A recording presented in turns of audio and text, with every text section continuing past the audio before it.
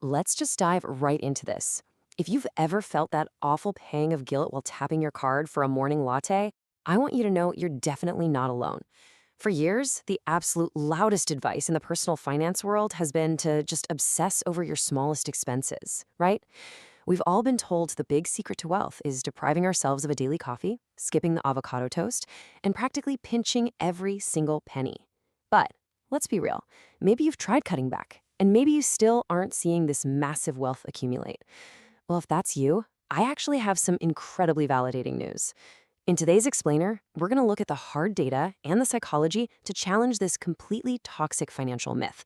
We're going to show you exactly why that old advice is totally broken, and much more importantly, what actually works. So let's just go ahead and bust this myth right out of the gate. Will skipping coffee make you rich? No, absolutely not. Seriously, it is time to relieve yourself of the guilt over these small daily purchases.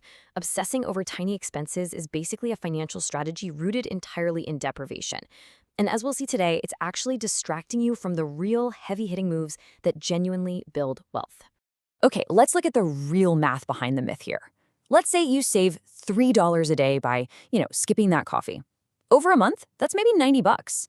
Over a year, it's a little over $1,000. And yeah, sure, it's a bit of extra disposable income, but here is the critical flaw in the whole skip the coffee logic. Most people who skip their morning coffee don't just magically turn around and invest that $3 into some high-yield compounding asset. The data actually shows it just ends up sitting completely uninvested in a standard checking or savings account, earning basically zero interest. Saving $3 a day is completely insignificant when it just sits there collecting dust. Now, contrast the tiny lifetime value of cutting out lattes with what finance expert Ramit Sethi calls a big win. Think about a single, successful $5,000 salary negotiation in your 20s. It isn't just $5,000. With compounding raises and investments over your career, that one single conversation can literally be worth over $1 million over your lifetime. I mean, how many lattes is that worth? When you put it side by side like this, it becomes glaringly obvious. Agonizing over a $3 coffee is just a massive waste of your precious time and energy. So that brings us to section 1, the small purchase myth, and exactly why focusing on it fails us. The crucial point to understand here is a psychological reality known as being a cognitive miser. Basically, as humans, we possess a strictly limited amount of cognition, willpower, and attention every single day. It's like a battery.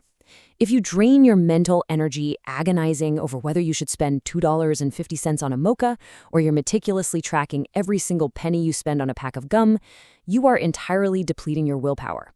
By the time you actually need to make high-leveraged financial moves, things like researching investments, negotiating a raise, or taking a course to boost your skills, you simply won't have the mental capacity left.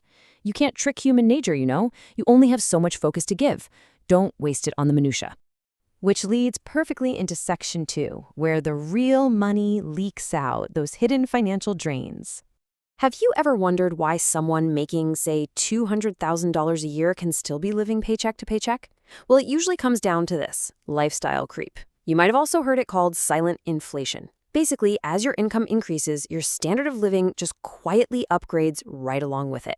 The slightly nicer apartment, the upgraded car, those premium subscriptions. Suddenly, things that were once rare, exciting luxuries are perceived as absolute bare minimum necessities.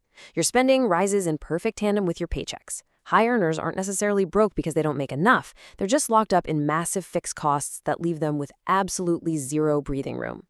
Now, to relieve a little bit more of that financial guilt you might be feeling, let's talk about hyperbolic discounting.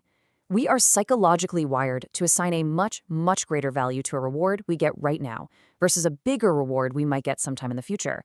It's exactly why credit card debt is so wildly easy to fall into. We get the instant gratification of the purchase today, and then our brain totally, completely discounts the pain of the high interest payment tomorrow. Because our brains are hardwired this way, relying on sheer willpower and trying to budget every single dime is just a terrible, unsustainable financial strategy for pretty much everyone. Honestly, this is the trap of plain financial defense. When you play defense, you're meticulously managing a budget. You're trying to save small change and desperately trying to catch every single penny.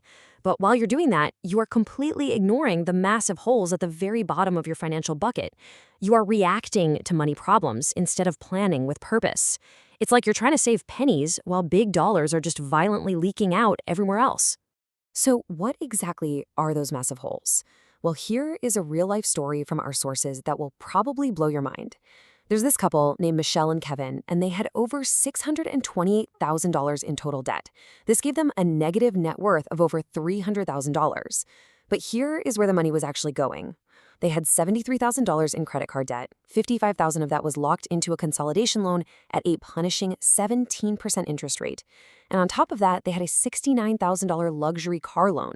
Yet, what do you think they were stressing out about? They were literally wasting their energy arguing over buying snacks at a convenience store. It's wild, but it's the ultimate example of wealth drains. Massive fixed costs on housing and transportation, and high interest debt. That is what keeps you broke, not the snacks. If you're finding this valuable, please subscribe to Wealth Lab and share this explainer with your friends and family. It really helps us grow. All right, moving on to section 3, what actually moves the needle, or what we call the true wealth levers. Here is a hard fact that should change how you view your finances forever.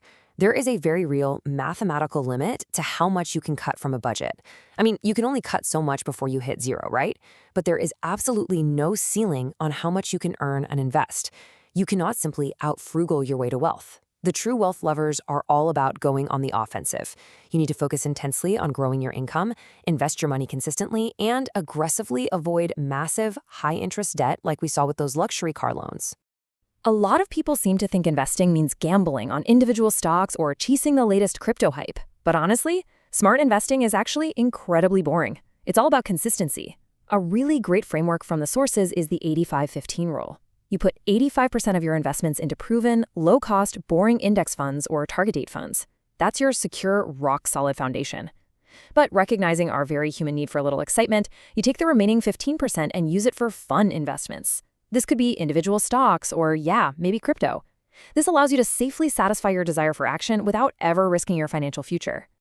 And that brings us to our final section, section 4, where to focus instead for those actionable big wins.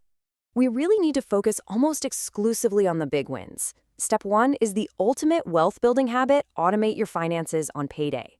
When your paycheck hits, the money should automatically route to your investments and your savings before you even have a chance to look at it. By paying your future self first, automatically, you completely remove the need for daily willpower. You don't have to choose to be disciplined every single day because the system just does it for you. Step 2 is starting that consistent investing habit we just talked about, and step 3 is learning how to negotiate a raise. Again, these are high-leverage actions. You do the work once to set up the automation or have that scary salary conversation, and it literally pays you dividends for the rest of your life. Finance experts also suggest setting a really powerful rule for yourself. Every December, increase your automated savings and investment rate by just 1%. So going from 6% to 7%, for example. Making this one single automatic decision annually is a massive behavior shift.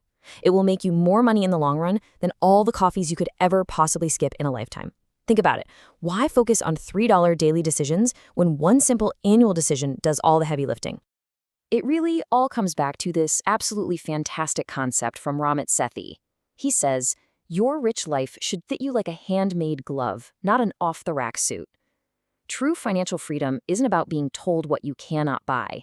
It's about having the option to spend extravagantly on the things you absolutely love. That might be nice clothes, guilt-free daily lattes, or incredible vacations. But the catch is, you must cut mercilessly on the things you don't care about. Don't chase someone else's definition of success. So, I want to leave you with this provocative question today. What does your rich life actually look like? Once you define it, you can finally stop sweating the small stuff and start setting up the systems to actually get you there. Thank you for joining us today. If you haven't already, don't forget to subscribe to Wealth Lab. We'll see you in the next one.